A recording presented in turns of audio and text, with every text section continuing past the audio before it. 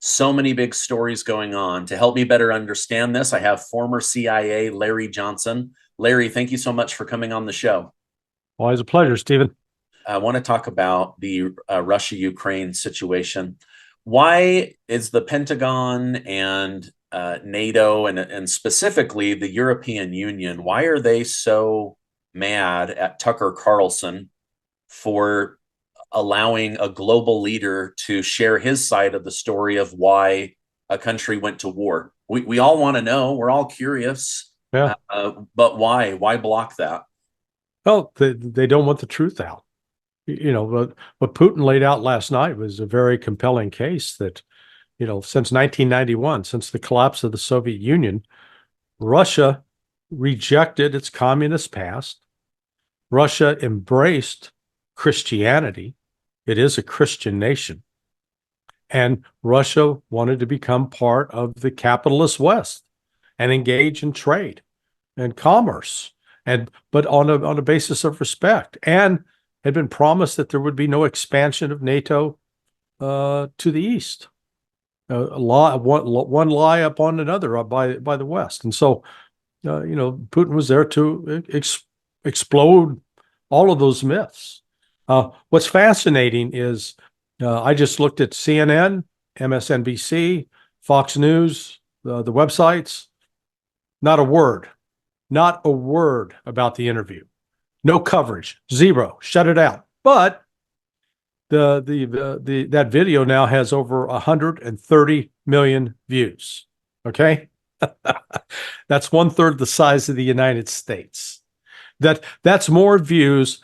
If you took all of the daily viewers, the highest hour of ratings for MSNBC, CNN, Fox News, ABC, NBC, CBS combined, Tucker's got 7 to 8 times what they have. I mean, it's phenomenal. So they try to cover it up, they try to ignore it, but they don't realize they're irrelevant now. Yeah. And Tucker has definitely become a force. So that's one of the reasons, it's childish. It's juvenile. We're gonna hold our breath and shut our eyes until you do what we want. Well, go ahead and pass out. Yeah, well, I saw.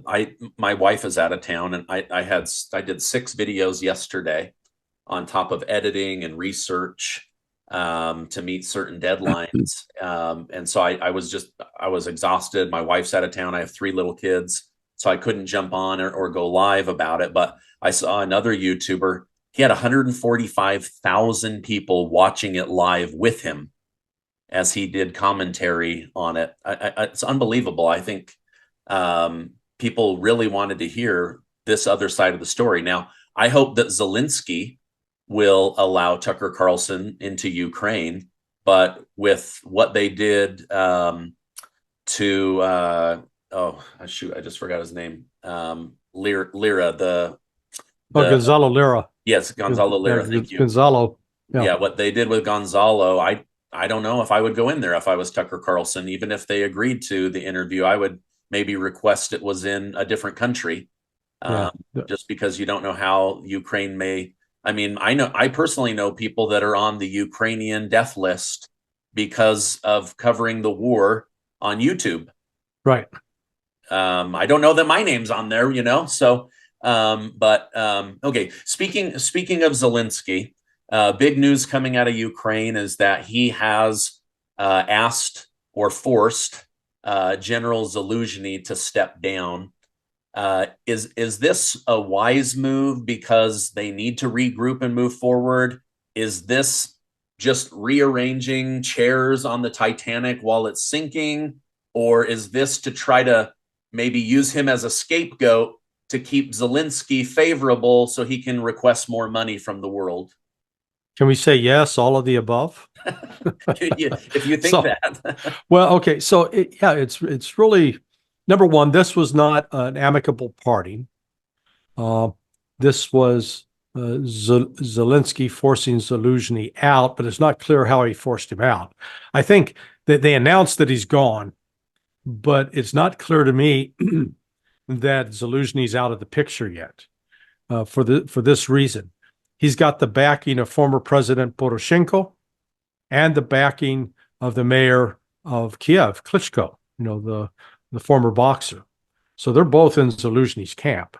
Zelensky is far more popular than Zelensky is at this moment. Zelensky had been, the reports had been leaking for 2 weeks that Zaluzhny was gone, that he tried to fire him. He told him he was fired, and Zaluzhny refused to go. And when the announcement finally came, it came at like 8 p.m. At night in Kiev. So, the normal way you do a transition, if it's amicable, is the president shows up and says, hey, I'd like to thank General Zaluzhny here. He's been a great guy, served this country well, but we are going to move on now, have a good life, give him a gift, pat him on the ass, and away he goes. Didn't do that. Sort of the dark of night, they announce he's gone, and General Zaluzhny's in. Now, here's where the confusion about the narrative breaks down. So it's portrayed that the decision maker is Zelensky, right? That he's the one controlling the military decisions. Well, but yet they're blaming Zaluzhny for the failed counteroffensive. So from that standpoint, scapegoat. But if Zelensky's the one making the calls, then he's the one responsible for the failed counteroffensive, not Zaluzhny. And Zaluzhny was on the record previously protesting against what the United States and the United Kingdom were directing him to do, because he said, we can't do this without air power. If we don't have close air support, fixed-wing aircraft that can provide bombings on Russian defensive sites, or to at least give us a chance, we're going to get wiped out. Well, they got wiped out. There are other reports have circulated that Zelensky insisted that Zaluzhny keep forces in Bakhmut. Zaluzhny, as a general, said, no, we got to pull out of Bakhmut. It's a no-win situation. Same for Avdiivka, which is underway right now, and the Ukrainians are just getting their ass handed to them, big time.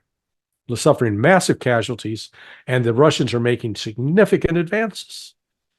So, on the one hand, they're trying to blame Zaluzhny as a scapegoat for all the failed military adventures, except the guy they're putting in charge, Zalensky, he's actually been the one that was in command at like Bakhmut.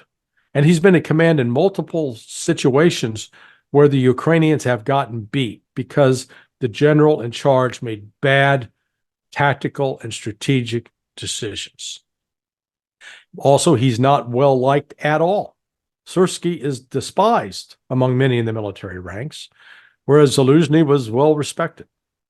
The negative on Zaluzhny is that Zaluzhny was closely aligned with the neo-Nazi elements, the Azov Battalion, the Kraken Battalion, the Death Heads, the Toten folks. So, it's not that Zaluzhny was some great military mastermind, but he did have a measure of competence and judgment, but it was purportedly constantly overrode by Zelensky. So, yeah, he is on paper gone. I don't think he's sitting back doing nothing. I think there is now active plotting going on that will lead to the removal of Zelensky. We could maybe have a betting pool to see who goes first, Zelensky or Biden. Who's going to last longest in office. But it's real chaos. And this kind of chaos at the top, both politically and militarily, affects the ability of commanders in the field to carry out their duties. No colonel, lieutenant colonel, or major are going to take any initiatives without being sure, number one, who's in charge, and number two, that they've got the backing of that superior. Because otherwise, if you take actions that are not approved or blessed or sanctioned, you could find yourself being lined up in front of a firing squad or losing your job. And maybe some of them would welcome losing their job, taking them off the front line where they're not at risk of dying. Because the officer corps, the senior officer corps, what I'm talking, lieutenant colonel, have really been decimated in a major fashion, that they're having to turn to captains and even lieutenants to fill positions that previously would have been filled by a lieutenant colonel or a colonel. Wow. Well, I wondered if maybe General Zaluzhnyi was being removed not because of Ukraine's performance against Russia, even though it's not been what NATO wanted, but because Zaluzhnyi publicly said we're at a stalemate. We're not moving forward. For me, and maybe I missed something, but to me that seemed to be like the first crack in the relationship between Zelensky and Zaluzhnyi. Was Zaluzhnyi said we're at a stalemate, and Zelensky said don't say that. No, we can still win this. We need more money, more weapons, more support. So I don't know, just a thought that I had. Well, it goes back even longer than that, because it goes to Battle of Bakhmut was a year ago, and it was as that battle for Bakhmut was it was in the midst of that the first signs of real tension emerged between Zelensky and Zaluzhnyi, because Zaluzhnyi wanted to pull the troops out. The other rub has been Zaluzhnyi told Zelensky, okay, we need 500,000. We need to mobilize Ukraine on a war footing. We need 500,000 new soldiers. But Zaluzhnyi would not go to the Rada, to the legislature in Kiev and make that case. He left it to the politicians. And the mobilization bill is very, very unpopular. And yet the Rada this week passed the first draft of it. You may have to go, I'm not sure how many times it has to be voted on to become law, but there's some fear that if the current version becomes law, it's going to end up destroying the Ukrainian economy, because they're going to take people who are performing critical roles in the economy out, putting them in the military, and the economy is going to grind to a halt. Plus, they're talking about if you don't willingly come along, we're going to freeze your bank account. Well, faced with freezing bank accounts, people are going to run on the banks, start taking their money out. So, again, that was another friction point.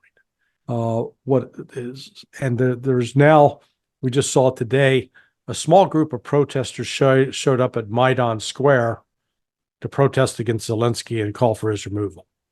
If the numbers of that keep growing, and there's some indications that may occur, then we're looking at some real political chaos and another coup akin to what happened in 2014. Wow, lots going on there. Thank you for coming on and sharing your insight on what's going on in the Red Sea with Russia, Ukraine, Europe, and also back here at home with our United States president. Larry Johnson, is the best way for people to follow you still sonar21.com? That's it.